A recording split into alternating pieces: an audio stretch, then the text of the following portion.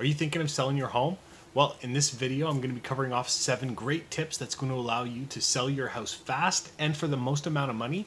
And we're getting into it right after this.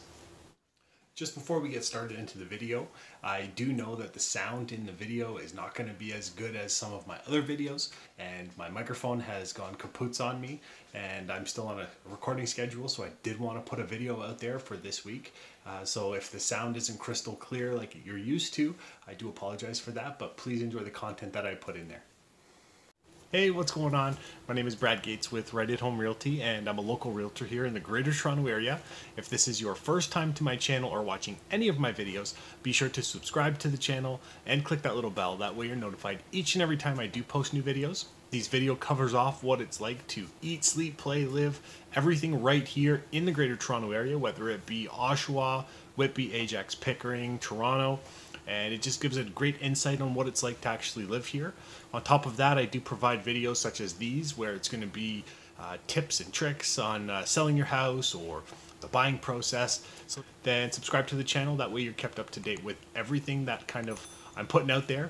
I do go live from time to time as well, which gives a great opportunity just for a live question and answer. So if you have any questions and you don't feel like calling or emailing or texting, that you can just type your little question in there, and then I do answer it live to the best of my ability. I have people reaching out from all over the world that are looking to buy or sell here, and I absolutely love it. So if you are looking to do that, be sure to call, text, email, send the carrier pigeon, whatever is easiest for you, and I'm here to make the whole move, relocation, whatever you're doing, so much easier. I hope you enjoy the video, and we're getting right into it. So our first tip has to do with any small maintenance issues, also known as deferred maintenance. So it's things in your house that you may have just got used to, or you've overlooked, or you just figured, I'll do it later. Well, now's the time that you do want to kind of tackle these things. Some of these examples that I commonly see when I'm previewing homes or viewing homes or going to see people's homes that they're looking to sell is things like holes in the drywall, the caulking around the bath, or the kitchen counters, or the doors and windows, scuffs on the walls. That's a very big one that I see a lot of. People just get used to those little scuffs. And in my house, I have 2 kids, and they're 4 and 2. So you can just imagine all of the scuffs that are on our walls.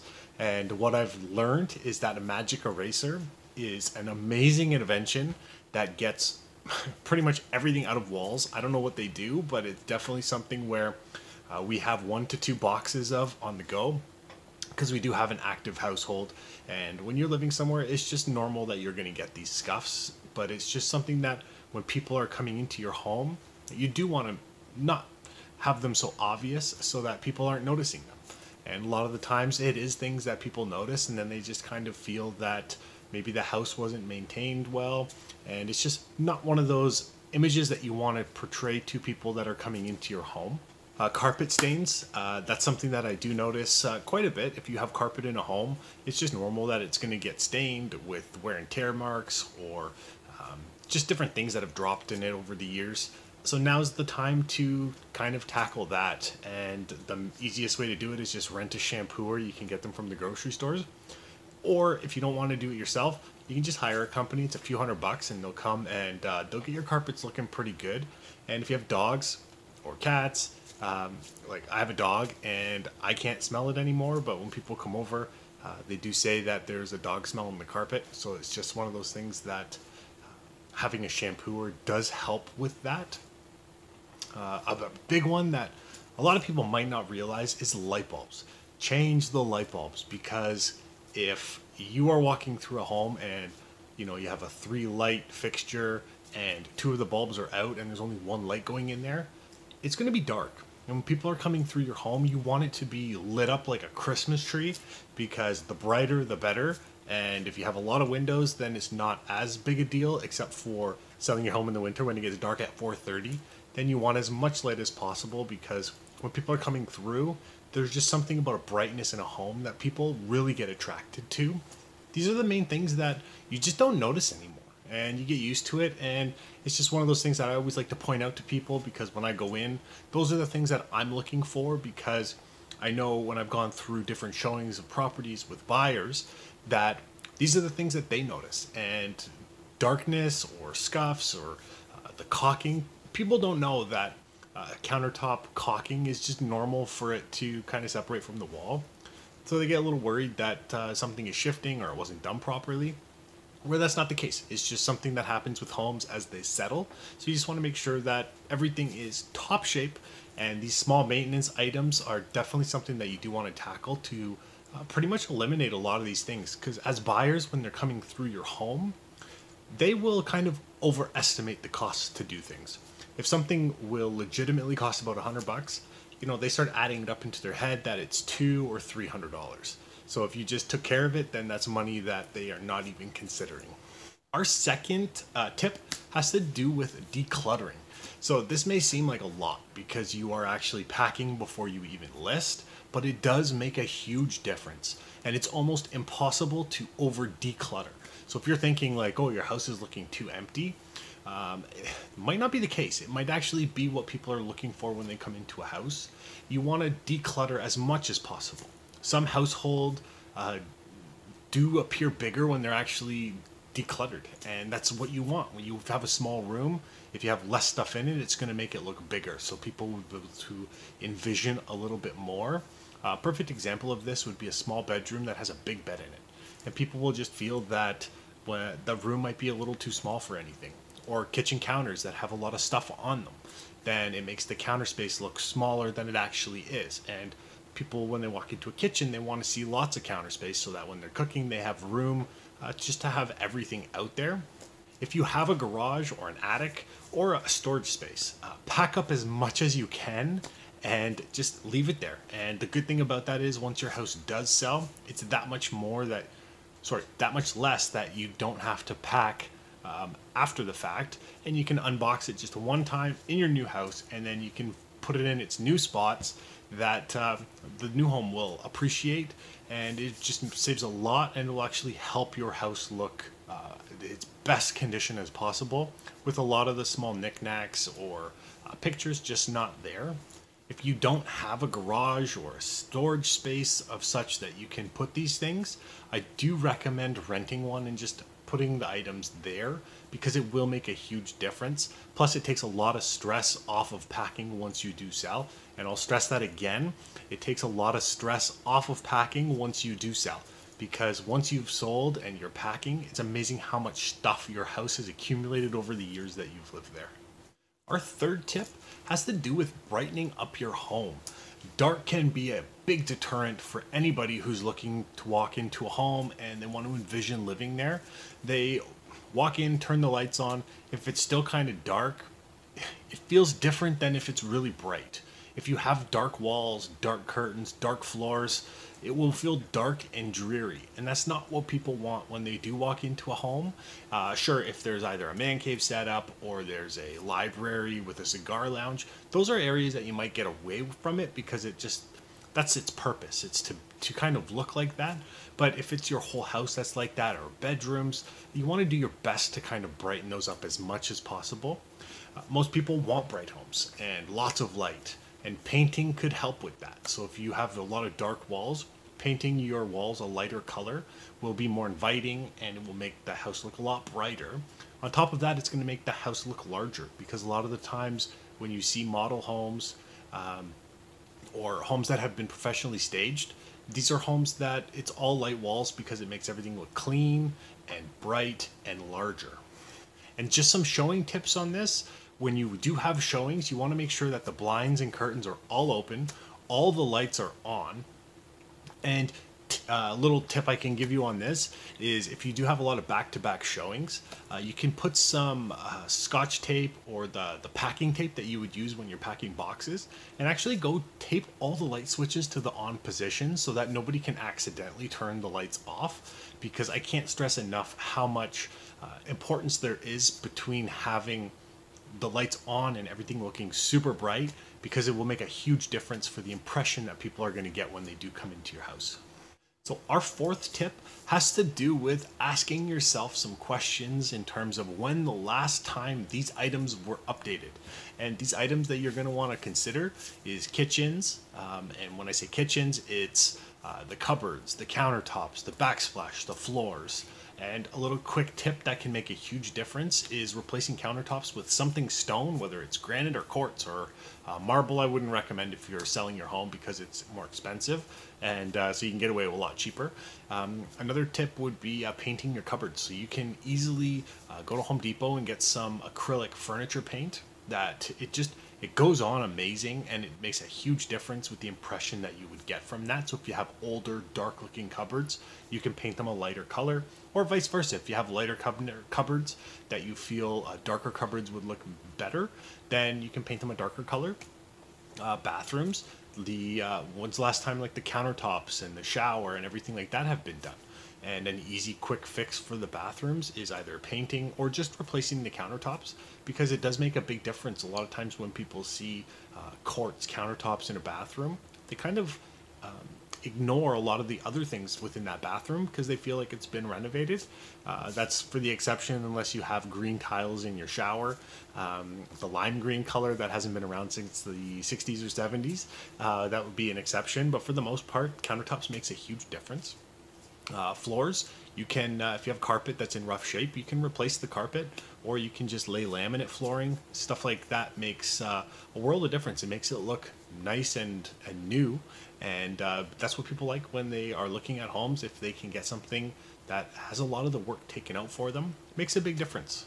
And hardware, so if you're looking at your doorknobs or your kitchen cabinet handles, you look at those kinds of things. If they look old, it's a quick fix. You go to Home Depot or Lowe's and you just try and replace them with something that looks a little bit more modern or traditional, depending on the style of your kitchen.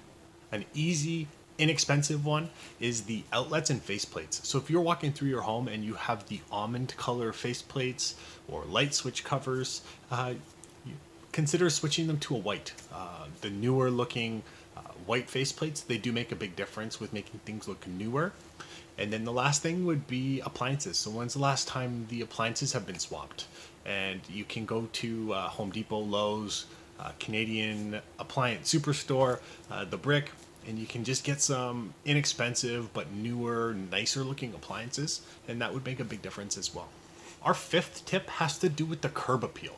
So there's an interesting psychological concept, and it's called confirmation bias. And pretty much it's a quick snap judgment of what a house impression gives off to somebody as soon as they're pulling up.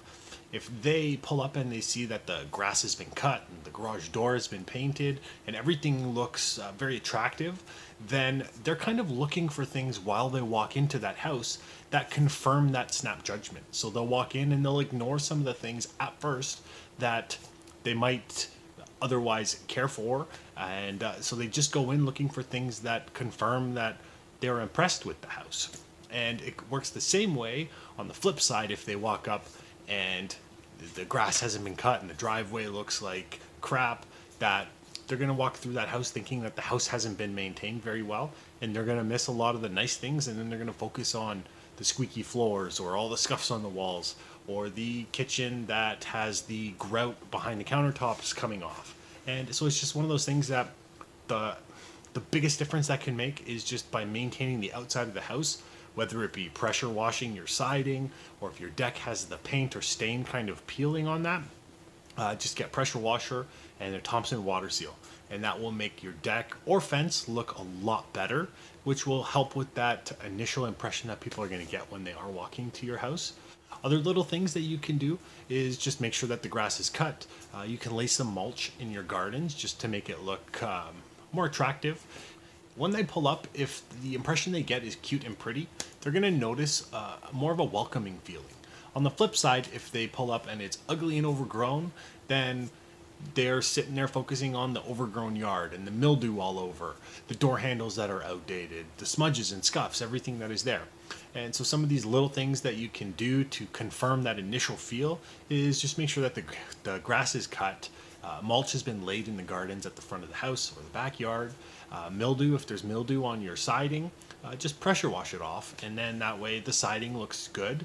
And then you can paint your garage door or your front door just to give that initial impression that the house has been very well maintained.